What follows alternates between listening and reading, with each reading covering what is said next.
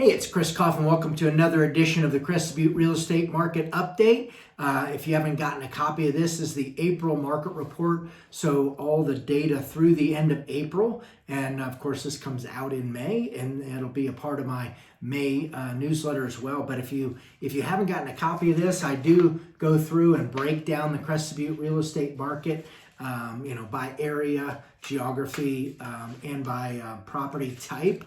So you'll see that I break it down by area and single family homes, condos, townhomes, and land, as well by price point. There's certainly a variety of different price points, and certainly in the luxury segment, much different than the lower end of the market with regard to cost per square foot and the days on market and a number of different factors. So if you haven't gotten a copy of this, my goal when I put together the market report, and this is 14 pages of information, is to help you make informed decisions regarding the Crested Butte real estate market. I try to go through this and analyze what's going on. I put a narrative in the front, and so hopefully it's informative.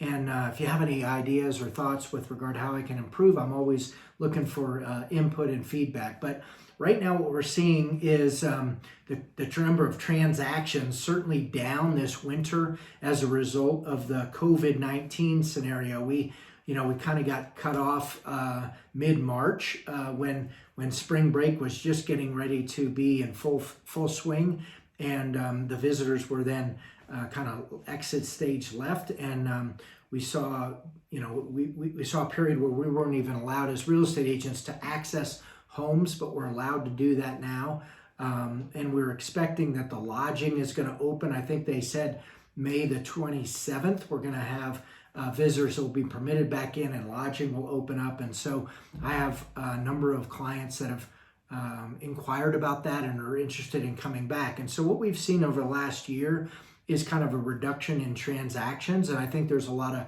people on the sidelines that were waiting as we had a kind of a price increase, and we saw the market ascend in price points, and not certain what's going to happen. As I say in the market report, I don't really have a crystal ball. It's very foggy and uncertain with regard to what's going to transpire this summer.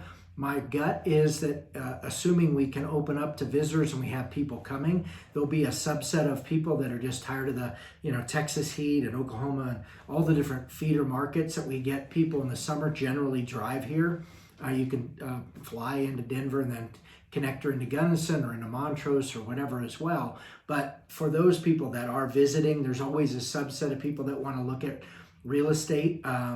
As I said, I've got some clients that are very curious and interested to know when they're going to be here. There's been some new listings that have hit the market in the last 2 weeks. We've seen, I think there's about a half a dozen homes above $1.3 million, and one at the top of the Summit that's listed over right in the $3 million range. So we have seen and will continue to see new listings come on the market. If you have an interest in listing your home, it's a good time. We're going to start seeing the aspen trees bud, and those lime green trees and things start to green up. It's a great time to get photography and be prepared for the summer season. Not certain what's going to happen with a lot of the festivals and events, and things are going to be different this year. There's going to be a number of announcements already that have been made. I think Alpenglow and the Wine and Food Fest, those two are Center for the Art.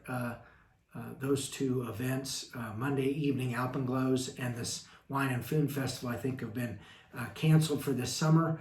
But there's a ton of great things to do here. Most people from Texas or Oklahoma, Louisiana, Arkansas, Arizona, or the Front Range that want to get out of the heat, come to the mountains and enjoy hiking and mountain biking and streams and rivers, fly fishing, golf. There's so much outdoor activity, and we've all been cooped up with this COVID thing and the social distancing and this craziness. So coming here is a great release and a great opportunity to get out and explore the beautiful surroundings of Crested Butte. So I expect that if we do get visitors to come here, there's going to be a couple things that will happen.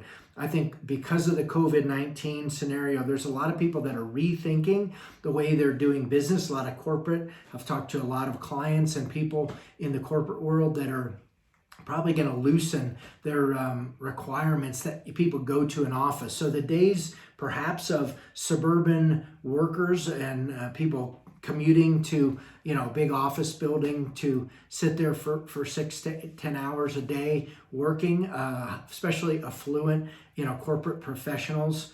I think there's going to be some subset of those people that say, well, if I don't have to be in the office and I'm allowed to work remotely, and we've been doing that, for a couple of months now, and that's probably going to continue, then why couldn't I be, getting a second home in Crested Butte and remotely working from my home there? Or why I believe there'll be some people that just say I'm finished with the metropolitan areas altogether, and I'm going to move to Crested Butte and work remotely. If I have to travel every 2-3 weeks or whatever, then I can do that out of here. So I think we'll see, because of this whole COVID thing and Zoom meetings and the Microsoft Teams and all these video conferencing capabilities, that people are becoming more used to that, and it's more of the norm. I still think there's great value in physically being together.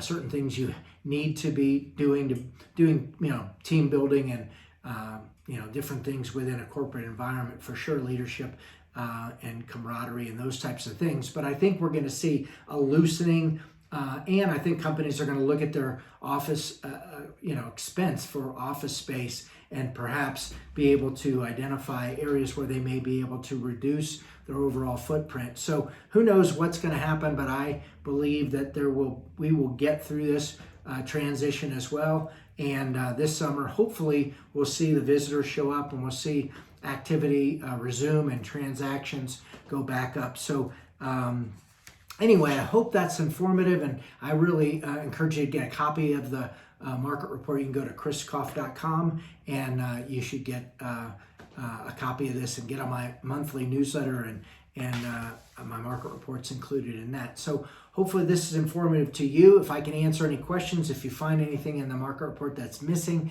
or you want some detail with regard to your home or a specific area, reach out to me. I'm here and available. I'm not going anywhere, and except for maybe some fly fishing, maybe some hiking and some mountain biking. Snow's starting to melt, and the water levels are pretty high and a little bit murky right now, but will soon clear, and it'll be a wonderful summer. Always look forward to this time of the year, and I hope to see you in Crested Butte. Look me up and let's get together. Have an awesome day.